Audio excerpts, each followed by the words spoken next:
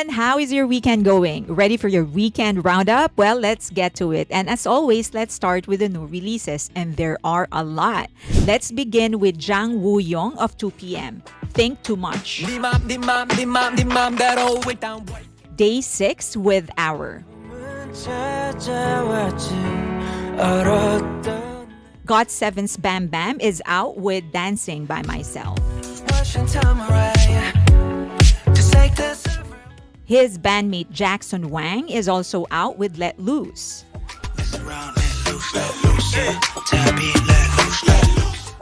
Bad Villain's Thriller is out. Yuki dropped MO. And the big brother of BTS, Yeon, released Let You Go. Japanese boy band 108 is out with Young and Reckless. ATEEZ also released Ash. Treasure with Everything. Taemin is out with Veil.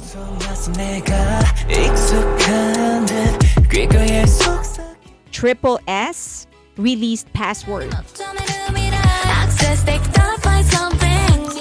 Thai singers Non Tanot and Jeff Satur collaborated with Time Flies.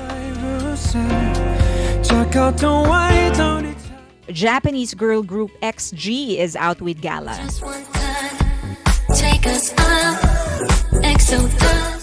And Japanese band Stotts and Zot is out with Rain.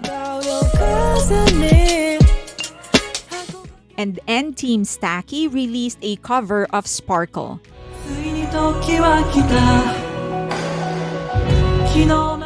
Sparkle is one of the best OSTs ever written for one of the best mangas out there, Your Name. It was originally released and also written by Radwimps. Don't forget to give the original version a listen as well. I promise you won't regret it. And don't forget to let us know which one's going to end up your favorite. And the Coachella lineup is out for 2026. Cat's Eye and Benny are performing on Friday the 10th and 17th. Sabrina Carpenter will headline.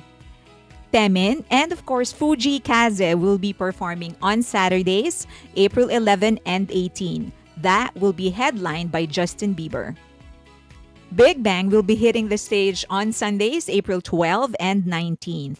Karol G will headline. General admission plus 3-day shuttle is worth $779 for weekend 1 and $729 for weekend 2. Hotel packages with Coachella shuttle service are also available. For more information, just go to their website, Coachella.com. Are you planning on going? Good news for the glitz out there. ILLIT is making a comeback this November, their first release after their third mini album, Bomb.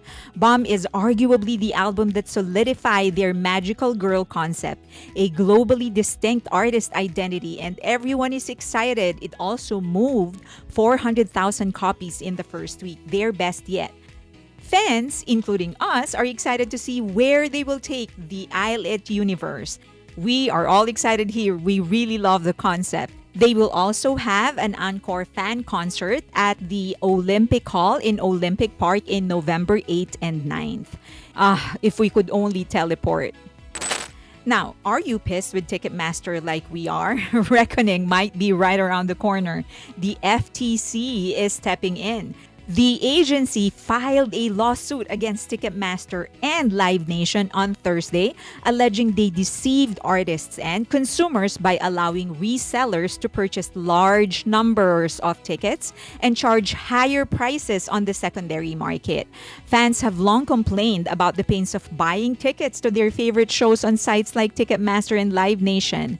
Now, the FTC said that companies failed to stop the reselling practices because they allow the firms to triple dip, initially collecting fees from the mass ticket buyers, then again from buyers when they resell tickets, and finally from the consumers who purchase the resale tickets.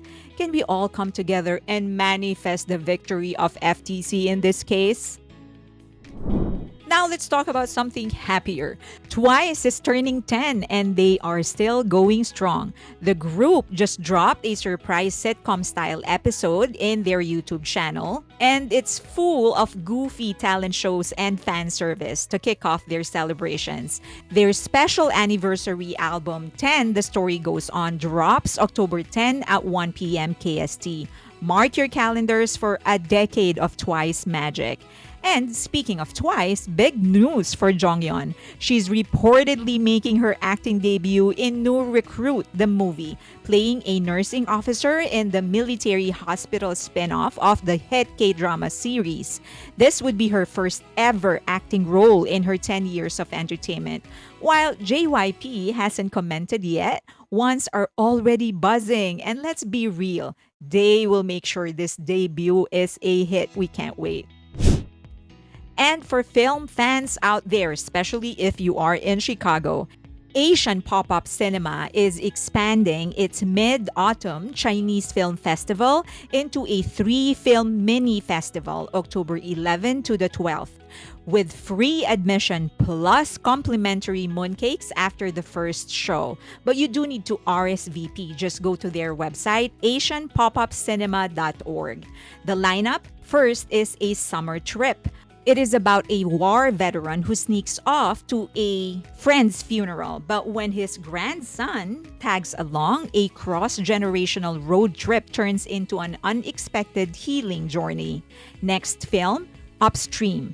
Actor Su Zheng stars as a down-on-his-luck man turned delivery driver, juggling grueling shifts, friendship, and the brutal realities of survival. Last film, I Am What I Am Part 2.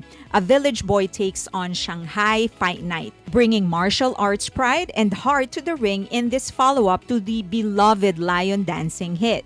Mooncakes and movies, now that's a perfect weekend in Chicago. Rosé and Atlantic are moving fast. They already shipped out for your consideration boxes to Grammy voters for apathy, featuring a t-shirt and an ad listing the track's achievements. And one of the achievements says the biggest streaming debut on the Billboard 200 chart for any Korean artist in the US. The problem is that it actually isn't. BTS's Map of the Soul 7 had higher debut streaming totals. According to the Recording Academy's FYC, or Voting and Solicitation Guidelines, campaign materials cannot exaggerate or overstate the merits of the music, an achievement, or an individual. It also cannot misrepresent honors or awards. So while Rosé's team may argue their wording is technically accurate under certain interpretations, example, if they are only considering solo Asian artists, it could still spell a problem with the Academy, as it borders misrepresentation. What do you think is going to happen?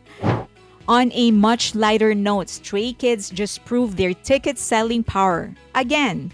Both dates of their first ever domestic stadium concerts in Incheon, October 18 and 19, sold out in record time. This Celebrate shows will close out their historic Dominate World Tour, which hit 54 shows across 34 cities and made Stray Kids the first act in history to debut their 7 first albums at number 1 on the Billboard 200.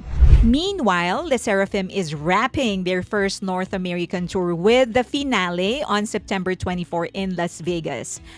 Pending official confirmation, they may be the first girl group to completely sell out every US debut tour stop. Yoonjin teased in a live stream that she's preparing something special for Fear Nots after the tour, proving LE SSERAFIM really is the gift that keeps on giving. And let's do some music business news. According to industry reports, the big 5 of Asian markets, China, Japan, South Korea, India, and Vietnam, now pull in nearly 9.7 billion in recorded music revenue. And remember, that's just recorded music. That's already more than half the size of the US market. 17.7 billion in 2024, and that includes everything: concerts, recorded music, streaming. China is ahead with 5.7 billion, streaming giants leading the charge. Japan is second with 2.3 billion. It is still the world's number 2 market with strong CD and live sales. South Korea, known for its K-pop, is just behind with 1.3 billion. India contributes 356 million. It is the fastest growing streaming market. And Vietnam is at number 5 with 40 million. Small but a rising star with young Spotify-driven superfans. The US may be bigger today, but Asia's growth curve is steeper, and the next global breakout is almost certain to come from this block. And as always, let's end this one with a high note. Literally, BTS members are dominating monthly brand reputation rankings for September. Jimin topped this month's list with a brand reputation index of 5,390,371, marking a 22.93% increase in his score since August. Astro's Cha Eun-woo rose to second place with a brand reputation index of 5,170,504, marking a 17.7% increase in his score since last month. Jin took third place. Jungkook ranked fourth, and Big Bang's G-Dragon rounded out the top 5. But V is very close behind at number 6. Suga on 10th, J-Hope on 12th, and RM on 15th. Check out the top 30 on your screens right now. And we are not done with BTS news. RM, Jungkook, and V have been hitting the gym, and ARMY's calling them the muscle line. A photo of the three with their trainer and singer Kim Jong-kook was posted on social media. ARMYs are happy they are staying healthy. V also went live on WEVERSE and spent some time with ARMYs. And he said that he actually wants to go live with other artists from other labels. He is asking for recommendations. V famously asked WEVERSE to create a feature to allow artists to do a live stream together from different locations. He even gave them a hard deadline. Oh, thank God they actually made it. Well, what V wants, V gets.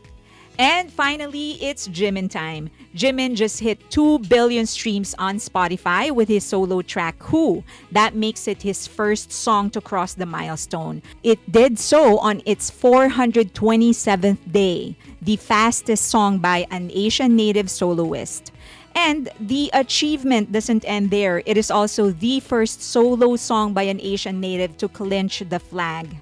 But wait, there's more. It remains the longest charting solo song by an Asian native in Billboard Hot 100 with 33 weeks and 60 weeks in Billboard Global Charts. It also has spent 61 weeks on Spotify US Weekly Top Songs and 427 days on Spotify Daily Song Chart in the US. It also snagged K-Pop Song of the Year at iHeartRadio Awards. This is Jim America, and we're just living in it.